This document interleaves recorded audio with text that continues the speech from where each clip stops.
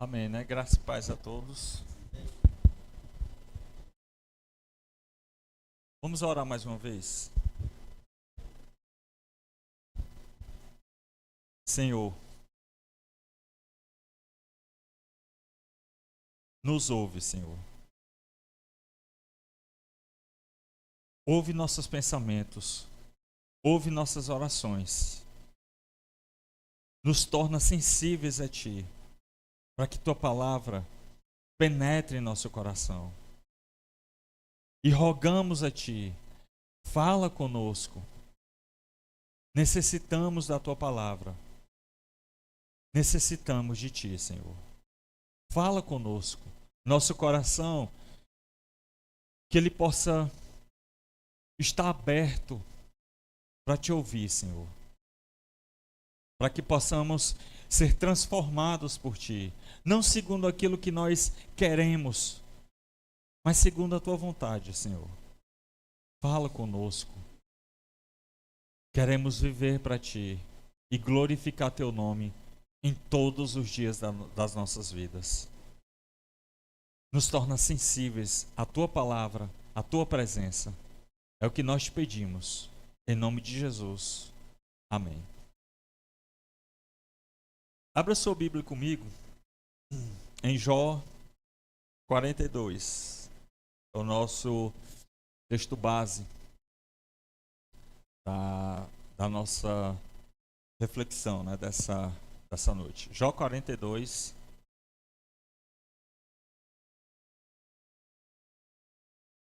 Versículo 2 até o versículo 6. Aliás, perdão, né? Versículo 1. Desculpa. Porque o versículo 1 aqui da minha Bíblia está lá em cima, que quase não aparece aqui. Aí. Foi sem querer querendo. Mas vamos lá.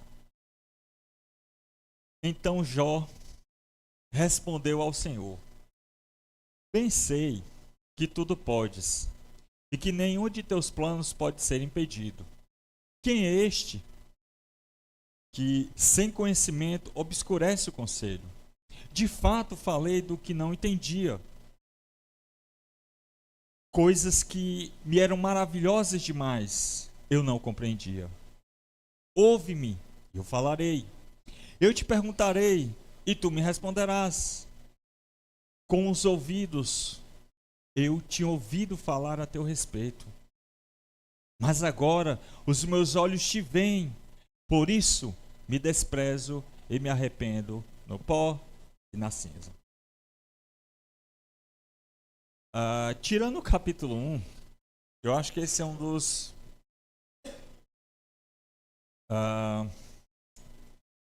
versículos, principalmente o versículo 5, mais conhecidos, né, da gente, né? Tem até músicas, né, sobre ele, né? E aí a gente olha, repete isso várias vezes, mas a gente não faz uma pergunta fundamental. É o que mais a gente vai ver hoje, principalmente no livro de Jó e principalmente no livro de Lamentações. Por quê? É o que você vai ouvir mais essa noite. É por quê? É questionar. É por quê? E eu lhe garanto que você não vai ter resposta, assim como eu não tenho. Assim como Jó não teve. Por que Jó falou isso aqui? Por que Jó, no determinado aqui momento aqui da sua vida, se volta para Deus e diz: Senhor, eu falei do que não entendia. Afirmei coisas que eu não compreendia porque isso era maravilhoso demais para mim. Isso era maior do que eu. E hoje, Senhor, eu me desprezo. Eu tapo a minha boca. E hoje, eu tinha ouvido falar do Senhor, mas hoje eu te conheço verdadeiramente. Para a gente começar a compreender isso, volta comigo, deixa marcado aí, volta comigo para o capítulo 1. E deixa eu dividir a nossa reflexão da noite em 3 partes, né, para ficar mais mais simples, né? A gente vai dividir a nossa reflexão em 3 momentos. Primeiro, a gente vai ver, vamos dizer assim, uma breve introdução do livro. No primeiro momento. No segundo momento, a gente vai lidar com 3 pontos fundamentais que vão girar em torno do livro, que são, primeiro, questionamentos, segundo, fé, e terceiro e fundamental, oração. Então esse é o segundo momento que a gente vai dividir em 3 pontos. No terceiro momento, a gente vai pegar tudo que a gente viu e correlacionar isso com Jesus. O que tudo isso que a gente vai ver em Jó diz respeito ao Novo Testamento, especificamente a Jesus.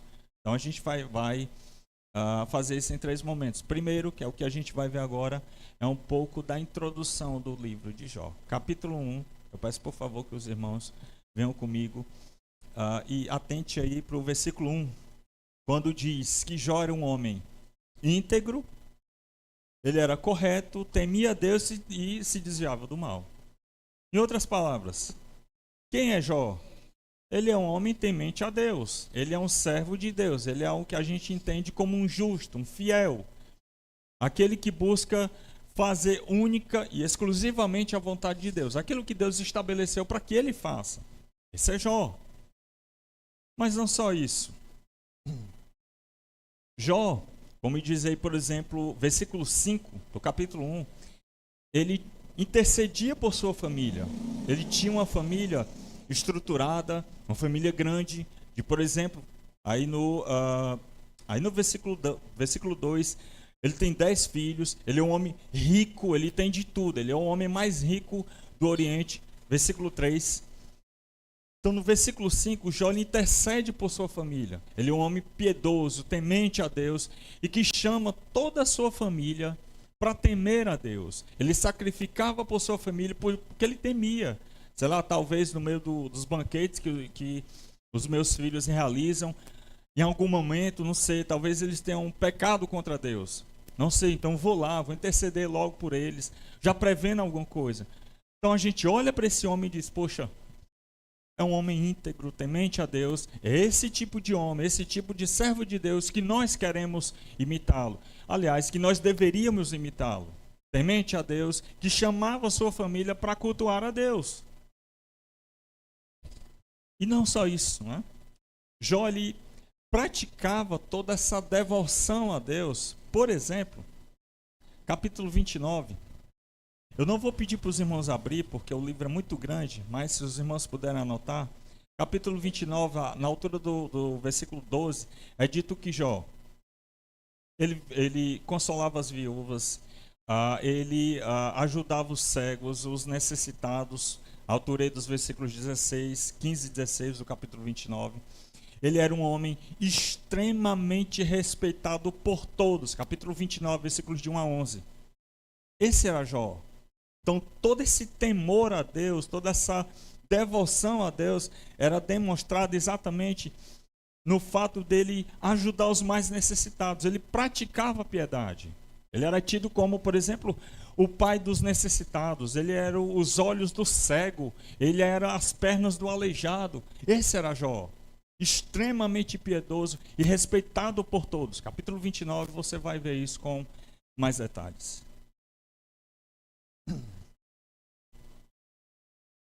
Só que aí o negócio começa a virar, né? Nós temos aí uma reviravolta. O que vai acontecer? Há uma espécie de uma assembleia. Capítulo 1. Espécie de uma reunião, uma assembleia solene aí, uma assembleia celestial, no qual Satanás comparece. Está aí versículo 6 do capítulo 1. A partir daqui, por permissão de Deus, por vontade de Deus, Satanás ele começa a tirar tudo que Jó tinha. Ele começa fazendo o quê? Primeiro, destruindo todos os seus bens. Os caldeus vêm, tomam tudo que é dele, matam os servos, destrói tudo, mas não para por aí. Depois que todos os seus bens são confiscados, por assim dizer, destruídos, Jó começa a perder sua família. Seus filhos morrem. Mas não para por aí, né? O famoso mensageiro das boas novas, quando ele está dizendo assim, olha, eu estava lá no campo, ver os caldeus, matou todo mundo, levou teus bois e tudo. Aí, quando ele diz assim, olha, e só eu fiquei lá, vem um outro infeliz, olha, eu estava lá, aquele cidadão, estava lá teus filhos reunidos, caiu o fogo do céu, derrubou a casa, matou teus filhos, tudinho. Terminou de falar, chega outro. Era uma espécie de uma avalanche. A vida de Jó começa a mudar. Ele perde seus bens, ele perde sua família, perde sua saúde, porque aqui ele tem uma espécie de uma doença, uma lepra terrível no corpo inteiro, ao ponto dele se cortar com os cacos, se coçar de uma forma terrível. No capítulo 7, aí de Jó, você vai ver a descrição que ele dá da noite, do dia dele. Durante o dia ele desejava que a noite chegasse, porque o dia era terrível para ele. E quando a noite chegava, ele desejava que essa noite passasse, que o dia raiasse, porque a noite era terrível. Então virava isso um ciclo vicioso. Isso vai se arrastando por meses. Capítulo 7 você vê isso. Perde sua família, perde seus bens, perde sua saúde, perde sua paz. E agora um homem piedoso, temente a Deus, que ajudava o próximo, estruturado, que chamava sua família para a devoção a Deus. Ele termina capítulo 2, versículo 13, sentado, calado no pó, sem dizer uma palavra, perplexo. Ele não sabe o que foi que aconteceu. De uma hora para outra sua vida muda. Deixa eu abrir um parênteses aqui.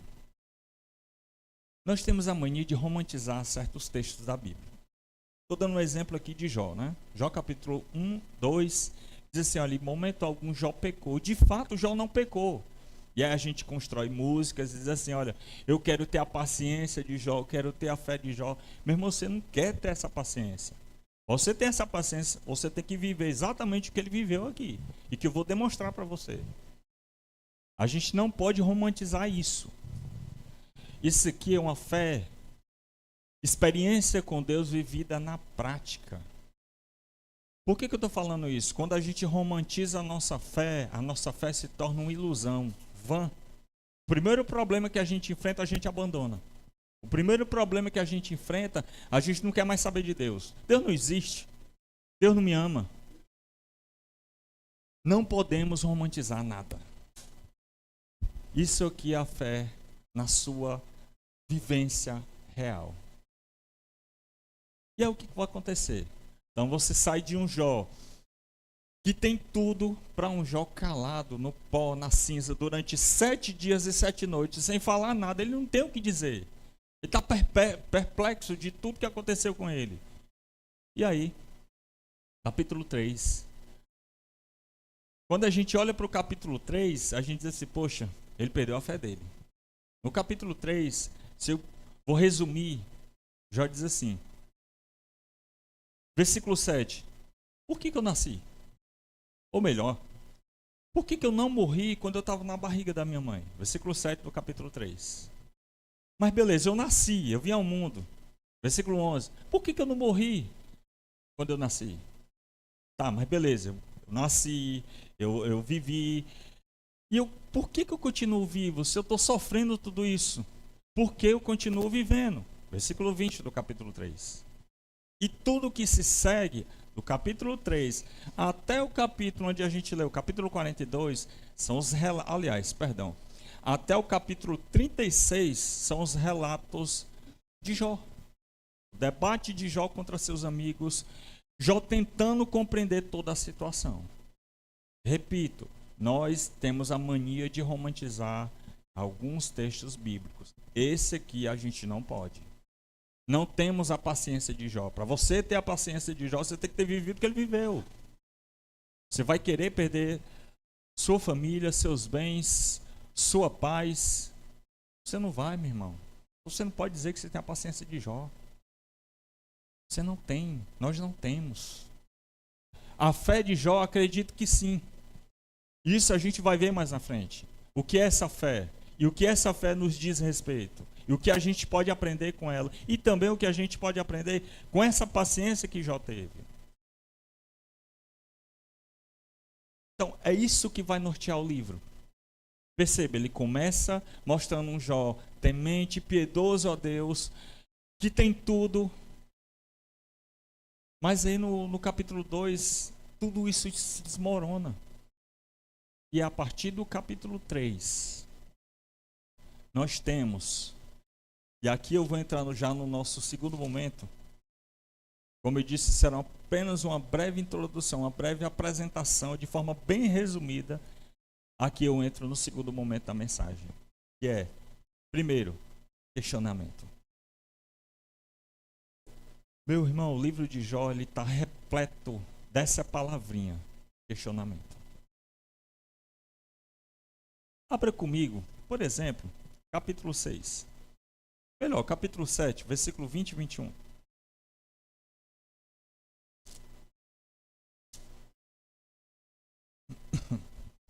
Capítulo 7, versículos 20 e 21. Jó aqui se volta para Deus e pergunta o seguinte: se pequei, que mal te fiz? Eu acho interessante essa expressão dele, né? Ó vigia, ou em outras traduções você tem aí, ó espreitador dos homens, né? Porque me transformastes em alvo dos teus dardos, porque me tornei pesado para mim mesmo. Porque não perdoas o meu pecado, não tira de não, porque não perdoas o meu pecado e não tiras a minha maldade. Pois agora me deitaria no pó, tu me buscarás, mas eu não existirei mais. Jó pergunta para Deus: por que o Senhor não me perdoa? Se eu pequei, tendo em vista que a acusação dos amigos dele, a partir do capítulo 4 de Jó, você está sofrendo, você pecou. Os amigos de Jó, os 3 amigos e Eliú, né, que é um quarto que vai aparecer, assumem o papel de Satanás, que é de acusador. O que Jó pergunta é: o que foi que eu fiz de errado? Por que o Senhor, no caso Deus, me trata dessa forma? O que foi que eu fiz? Eu sou um homem temente, que chamava a minha família para cultuar a Deus, e agora tudo isso revira, tudo isso vem abaixo. O que foi que fiz de errado para o Senhor?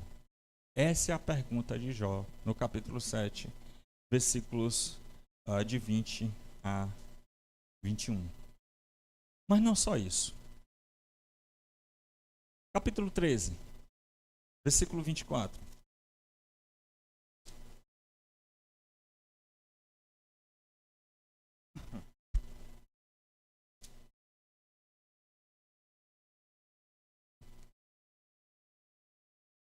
Olha o que Jó diz. Mais uma vez ele se volta para Deus aqui, né? Versículo 24. Por que escondes o rosto e me consideras como teu inimigo? Aqui é como se Jó olhasse para Deus e dissesse assim: Deus, eu sou teu inimigo agora. Por que o Senhor está me tratando dessa forma? Por que o Senhor trouxe tudo isso para mim? Então eu sou teu inimigo. E acredite, inimigo de Deus não dá muito certo. Acho que a gente sabe bem disso, que os inimigos de Deus, os inimigos do povo de Deus, tinham grandíssimos problemas. Então Jó olha para Deus e pergunta: por que eu sou teu inimigo agora? Por que o Senhor esconde o rosto de mim? Por exemplo, quando eu clamo, por que o Senhor não me ouve? Preste atenção, isso são questionamentos. Ou em outras palavras, né? Por que o Senhor está em silêncio diante de tudo o que eu estou vivendo? Capítulo 23, versículo 3. Olha o que Jó... Acho interessante esse capítulo 23, que Jó parece que deseja comparecer diante, né, de um tribunal, para que ele exponha diante de Deus a sua causa, né? Olha aí o versículo 3. Se eu soubesse onde encontrá-lo e pudesse chegar ao seu tribunal, eu exporia a minha causa diante dele, né? Ele começa a descrever, versículo 8. Versículo 9. Eu procuro à esquerda, onde ele age, mas não vejo. Viro para a direita e não enxergo. Mas ele sabe o caminho por onde eu ando. Versículo 12. Eu nunca me afastei dos preceitos da sua palavra, né? Perceba que Jó mais uma vez aqui reafirma toda a sua piedade, toda a sua devoção a Deus. O que Jó quer é comparecer diante de Deus e entender por que tudo aquilo ali aconteceu com ele. Ele quer entender, ele quer perguntar para Deus por que tudo aquilo dali veio abaixo. Por que ele perdeu tudo? Perceba, não há resposta. Só perguntas, só questionamentos. Eu estou mostrando para você alguns capítulos e alguns versículos desse livro de 42 capítulos. O livro todo é dessa forma.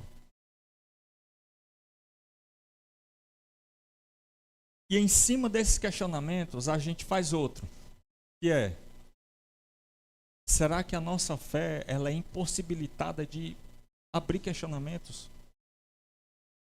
Será que a gente não pode, por exemplo, questionar por que isso ou aquilo acontece com a gente? Questionar, irmãos, é fé genuína. E aqui, deixa eu abrir de novo um parêntese. A gente tem a ideia errada de relacionar questionamento da nossa fé, daquilo que a gente acredita, com murmuração. Perceba que nesses pequenos versículos aqui que eu mostrei para vocês, Jó está tentando perguntar para Deus, tentando achar uma explicação do que está acontecendo com ele. Mas em momento algum, Jó diz assim: poxa, Deus não existe. Deus é mau. Então, sendo assim, qual é a necessidade, por exemplo, que eu tenho de servi-lo? Por que eu devo continuar servindo se ele é um Deus mau, ou no caso, se ele não existe? Você tem esses questionamentos aqui? Não. Isso aqui, irmãos, é questionar sua fé. Diferente de murmurar. Lembra do deserto?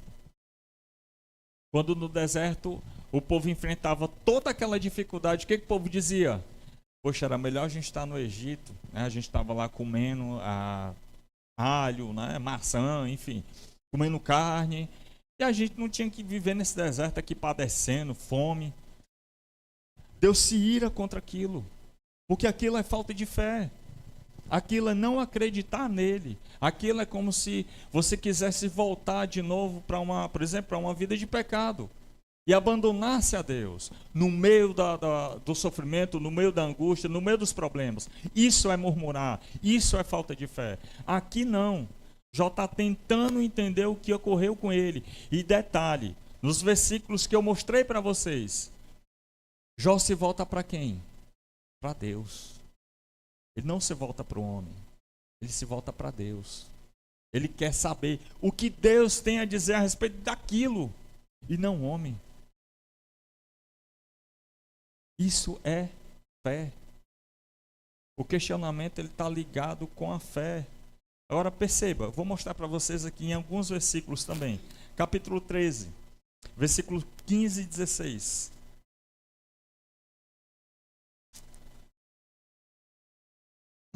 Veja que Jó confia em Deus. Versículo 15, capítulo 13, versículo 15. Ele poderá me matar, mas não tenho outra saída. Contudo, defenderei meus caminhos diante dele. Isso será minha salvação, pois o ímpio não apresentará diante dele. Jó sabe que ímpio algum, pecador algum, aquele que não teme a Deus, em momento algum, pode chegar diante dele e dizer: por que o Senhor está fazendo isso? Em primeiro lugar, um pecador, o ímpio, no caso aqui, aquele que não teme a Deus, em momento algum vai procurar a Deus. Jó não. Ele procura. Ele é um homem justo. Ele é um homem que, mesmo nesse meio aqui de questionamentos, mesmo nesse meio aqui de dificuldades, tudo o que ele quer é estar diante de Deus e perguntar para Deus o que foi que houve. Ele não perde a fé aqui. Ele confia nele. Capítulo 19, versículo 25. Eu sei que meu Redentor vive e que por fim se levantará sobre a terra, depois destruído o meu corpo. Então, fora da carne, verei a Deus. E olha só, versículo 27. O verei ao meu lado, e os meus olhos o contemplarão, não mais como adversário.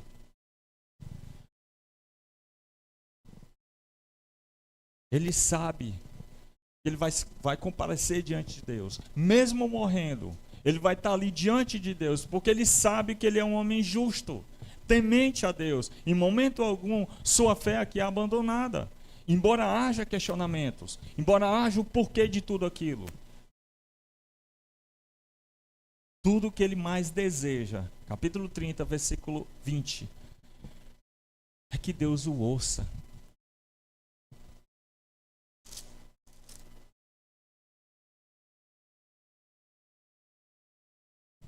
Tudo que ele mais deseja é que Deus o ouça, pois ele clama e Deus não ouve.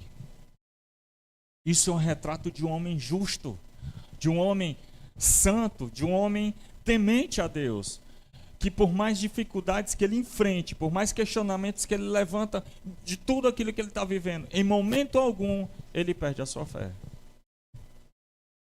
Ele se volta para Deus para tentar compreender tudo isso. Em terceiro lugar, ainda que nesse nosso segundo momento, e aqui no capítulo 30, versículo 20 até o versículo 31, nós temos aqui oração. Jó, o livro de Jó é um livro de oração. Pasmem, né? Mas é um livro, é um tipo de oração que é aquela famosa oração feia, né? Ou para citar aqui as palavras de um teólogo atual, né? O Dr. Jonas Madureira, é a oração suja. É a oração que ninguém, aliás, que a gente faz, mas a gente não quer mostrar para ninguém que a gente faz. Olha só, versículo 20, capítulo 30, versículo 20. Não somente aqui, tem outras orações como essas no livro todo, mas eu separei essa só para a gente dá uma olhadazinha aqui. Versículo 20. Capítulo 30, versículo 20. Clamo a ti e não me respondes. Coloco-me em pé e não atentas para mim. Versículo 21. Tu te tornastes cruel para comigo. Com a força da tua mão você me persegue. Tu me levantas sobre o vento. Faz-me cavalgar sobre ele. E o que ele faz? Me joga na tempestade. Olha a pergunta de Jó aqui. Versículo 24. Por acaso, aliás, melhor, versículo 25. Não chorava eu por causa daquele que estava aflito? Não se angustiava minha alma pelo necessitado? Mas enquanto eu aguardava o bem, me sobreveio o quê? O mal.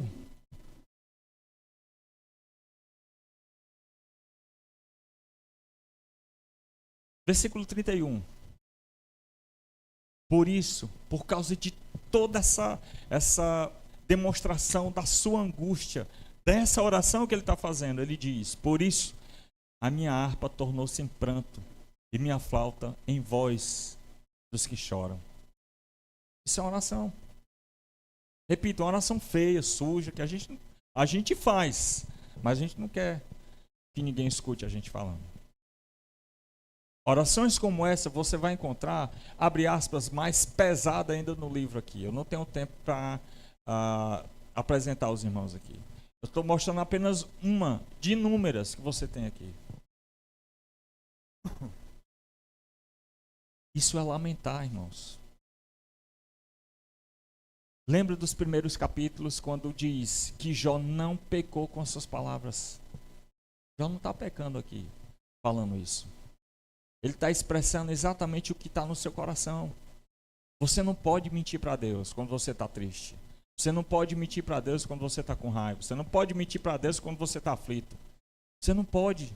Você não pode, por exemplo, eu gosto sempre de dar esse exemplo, você passar um dia, abre aspas, de cão. E aí você vai de noite, dobra seu joelho e diz assim: Senhor, muito obrigado pelo meu dia. Não faça isso, meu. Você está mentindo para você mesmo. Você não pode dizer para Deus que seu dia foi bom. Você tem que ser sincero. A gente parece que quer ocultar de Deus quem somos. A verdade é essa. Não podemos mentir para Deus. Hora de lamentar, a gente lamenta. Expressa aquilo que de fato está no nosso coração. Isso é lamentação. Isso é oração. Mais uma vez, está ligado com o quê? Com a fé. Ele não perdeu sua fé. E ao mesmo tempo, não deixou de questionar. Questionar, fé e oração estão ligados aqui.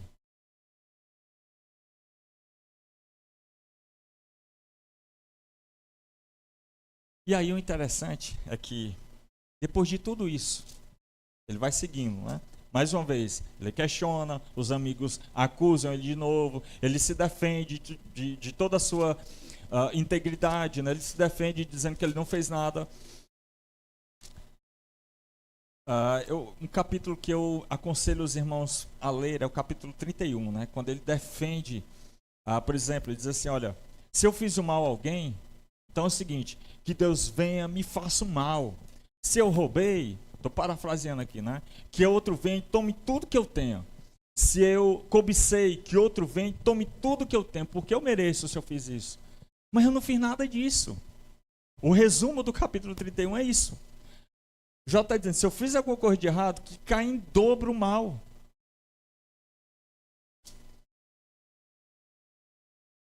Mais uma vez, Deus continua em silêncio.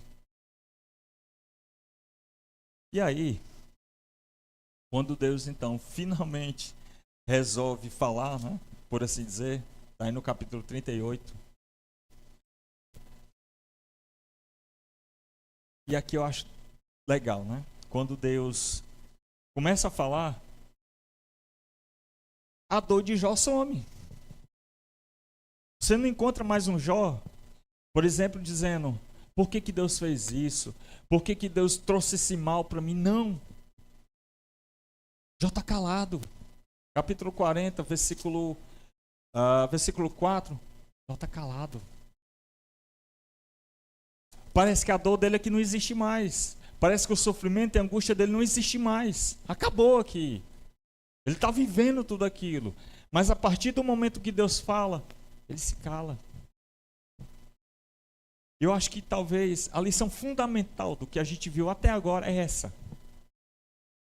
O que Jó mais necessitava era ouvir a Deus. Não era a sua cura. Ele só queria ouvir. Ele só queria que Deus o respondesse. E o interessante é que a resposta de Deus para Jó é um monte de pergunta. São questionamentos. A gama de questionamentos que Jó levanta, Deus levanta em dobro para ele. Não há resposta.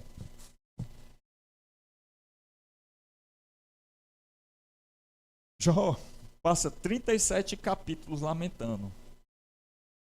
E a partir do capítulo 38 ele se cala. Ele não se cala diante dos amigos. Ele não se cala diante de Eliú. Mas ele se cala diante de Deus.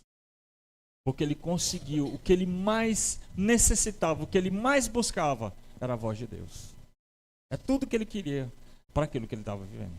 Que Deus falasse com ele.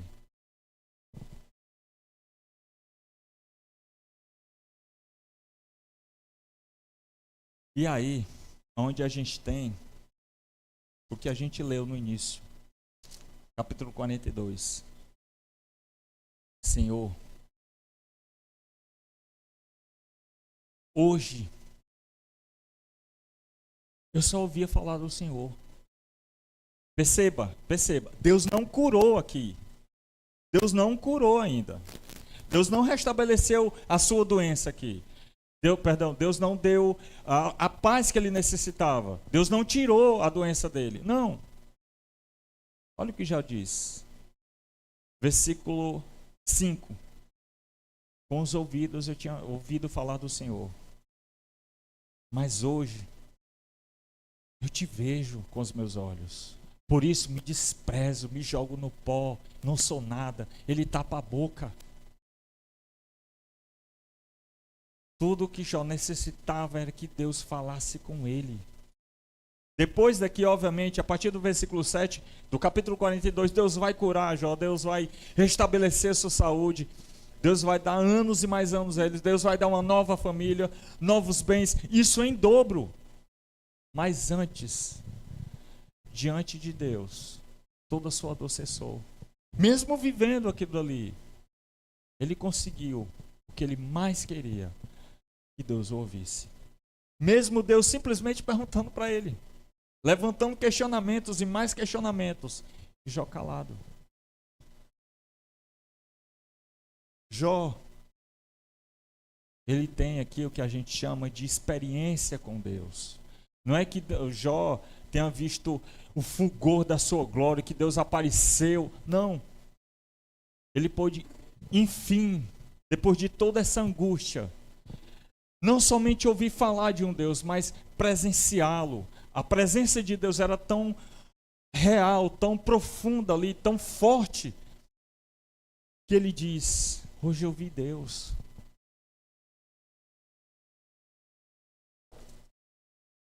Jó tem essa experiência com Deus. A partir dali ele pode dizer que ele conhece a Deus, não meramente porque ele ouviu falar, mas sim porque ele o experimentou. A grande pergunta que a gente faz, mais uma, né, das inúmeras, mas ainda tem uma central ainda, que a gente vai já para ela, é: qual é a relação de tudo isso que a gente viu com Jesus? Qual a relação de tudo isso que a gente viu com o Novo Testamento? 3 pontos para a gente tentar compreender essa relação do que a gente viu em Jó, em Jesus. Primeiro, é através da obra redentora que o cristão tem essa experiência que Jó teve aqui, essa fé que Jó teve, o cristão hoje ele pode ter. Por quê?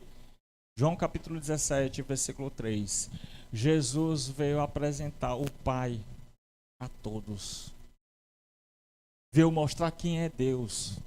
E a partir de Jesus, a gente, a semelhança de Jó, pode dizer: nós vimos a Deus. Não que ele desceu aqui com resplendor, com glória, não. Mas a sua presença é real. Jesus veio apresentar quem Deus é. Trazer esse conhecimento salvífico para nós. Um relacionamento puro, verdadeiro, genuíno e profundo com o Pai. A semelhança de Jó. Dessa forma, nesse inteirinho, juntando, sim, temos essa fé de Jó.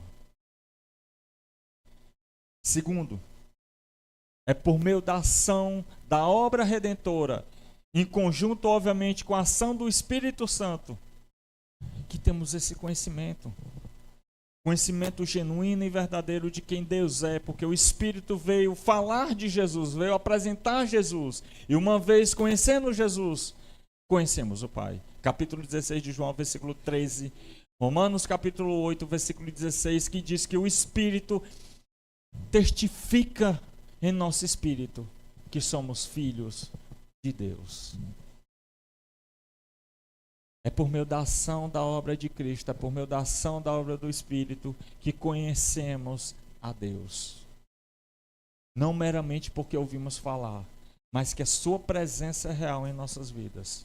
E aí sim a gente pode dizer: vimos a Deus. toda a sua glória, toda a maravilha que Ele nos faz, nos redime, nos tira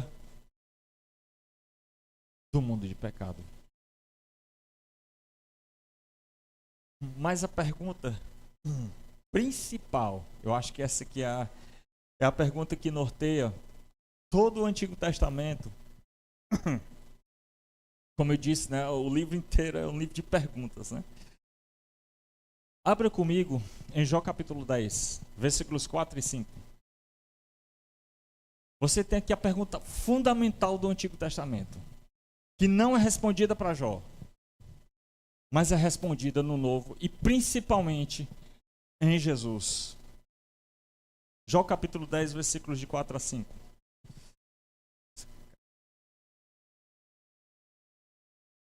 Aí, né? Eu acho muito lindo esse versículo. Tu tem olhos de carne? Jó pergunta para Deus, no meio da angústia, no meio do seu sofrimento, tu tem olhos de carne? Vês tu como vê o homem? Olha só, teus dias são como de um frágil ser humano. Teus anos se passam como os anos de um homem. Eu pergunto para vocês, Deus respondeu para Jó isso? Não. Não. De Jó, que segundo alguns estudiosos tem como o primeiro livro da Bíblia, a Malaquias, você não tem resposta para isso. A pergunta é, onde é que a gente tem resposta para isso? João capítulo 1, versículo 14, irmãos. O verbo se fez carne. É em João capítulo 1, versículo 14, que Deus responde para Jó. Volta lá antes. Que Deus responde para Jó. Jó capítulo 10, versículos de 4 a 5. Quando Jó pergunta se ele tem olhos de carne, se ele vê como vê o homem, se a vida dele é limitada como a de um homem, a resposta que Deus dá para Jó é em Jesus. Deus, na segunda pessoa da Trindade, o Filho, se encarna. E o Filho responde para Jó, sim, eu tenho olhos como de carne. Sim, eu conheço a limitação da vida humana. Sim, eu sofro como o homem sofreu. Sim, eu sangro como o homem sangra. Sim, eu sofro como o homem sofreu. Essa é a resposta que Deus dá para Jó. Ele dá em Cristo. É a resposta que nós buscamos. Deus entende nosso sofrimento, Deus entende nossa dor. Sim. Como? Por meio do Filho. Porque tem olhos de carne, vê como o homem viu e teve a limitação que o homem teve. E é exatamente isso a nossa esperança. A resposta que Deus dá para Jó é Jesus, é a cruz. É lá na cruz que o Filho morre. É lá na cruz que a limitação da vida humana é espelhada para todos. É lá na cruz que toda dor e sofrimento que Jó, por exemplo, viveu, o Filho, a segunda pessoa da divindade, responde para ele, sim, eu entendo toda a dor humana. Qual é a relação de Jó para Jesus? É essa. Hoje nós temos conhecimento salvífico de Deus, a semelhança de Jó, porque o Filho se encarnou, porque o Filho morreu em nosso lugar. E sim, podemos dizer, conhecemos a Deus, não porque ouvimos, mas porque o experimentamos. Eu queria terminar apenas com uma aplicação, e ela é bem simples. Esperança. Esperança para esse mundo aí fora. Esperança para tudo aquilo que a gente vive, experimenta de ruim. Esperança. Jesus, ele veio. Ele sofreu. Jesus, ele veio. Ele enfrentou fadigas. A semelhança de Jó, Jesus lamentou na cruz. Deus meu, por que me desamparastes? Isso é uma lamentação. A semelhança de Jó, ele sofre. No entanto, esse Jesus que uma vez sofreu, ele ressuscitou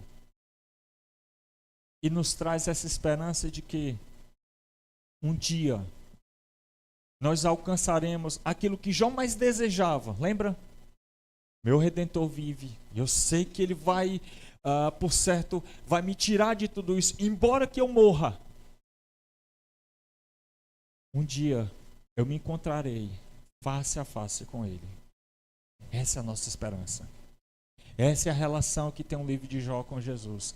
Temos o conhecimento verdadeiro e a esperança verdadeira de um dia tudo isso vai passar e um dia, finalmente, estaremos face a face, experimentando o mais profundo conhecimento, a mais profunda intimidade que Jó tanto desejou na sua vida. Um dia nós experimentaremos estar diante de Deus, face a face, adorando a Ele.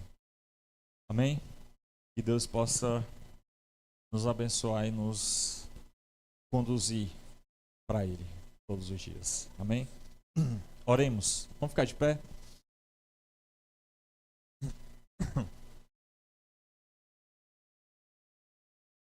Senhor,